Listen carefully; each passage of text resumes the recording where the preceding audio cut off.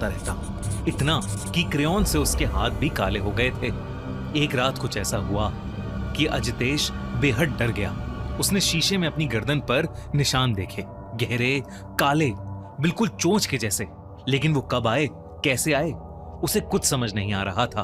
अजितेश अब बहुत ज्यादा घबराने लगा था। वो फिर से उस तांत्रिक की तलाश में निकला। तांत्रिक की झोपड़ी का दरवाजा थोड़ा सा खुला हुआ था।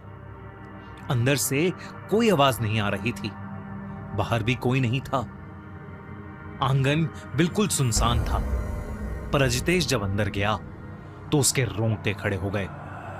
वो तांत्रिक जमीन पर अधमरा सा पड़ा था। उसके शरीर पर गहरे निशान थे, चोच के, पंजों के। कपड़े फटे हुए थे और उसके चारों ओर कौवे ही कौवे थे।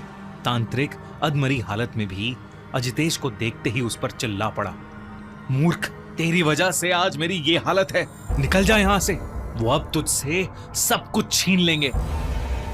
तांत्रिक के नफरत भरे शब्द सुनकर अजितेश सहम गया और बिना रुके सीधा अपने घर चला गया। और तब उसने अपनी बीवी सुनीता को सब कुछ बता दिया। उस रात आसमान में गहरे काले बादल छा गए।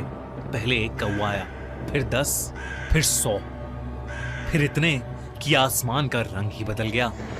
उनकी चेंचे की आवाज एक साथ हवा को काट रही थी। अचानक अजितेश का नाम उसकी बीवी सुनीता ने जोर से चीखा। आवाज उसके 15 साल के बेटे के कमरे से आ रही थी। जब अजितेश वहां गया तो उसके बेटे को अजीब से दौरे पड़ रहे थे, जिसे मरने के समय कोई कौवा फड़फड़ाता है, बिल्कुल वैसे ही उसका बेटा छटपटा रहा था। फिर वो अजितेश को देखते ही गुस्से से पागल हो गया। उसकी आंखें लाल होने लगीं और चेहरा काला पड़ने लगा। अचानक उसके होंठ एक कौवे जैसे चोंच में बदल गए और उसने अजितेश के ऊपर हमला करना शुरू कर दिया।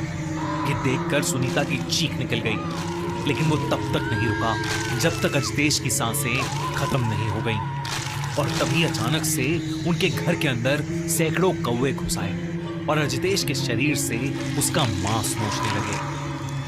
ये सब देखकर सुनीता की रूह कांप उठी थी। उसके बाद अजितेश का बेटा बेहोश हो गया और बिल्कुल पहले की तरह नॉर्मल दिखने लगा। वो उसी रात अपने बेटे के साथ हमेशा हमेशा के लिए वो घर छोड़कर चली गई और फिर कभी लौटकर उस घर में वापस नहीं आई। अजितेश का वो घर आज एक खंडर बन चुका है, लेकिन लोगों को उस घर के अंदर 100 से ज्यादा कौवों का झुंड मंडराता हुआ दिखता है।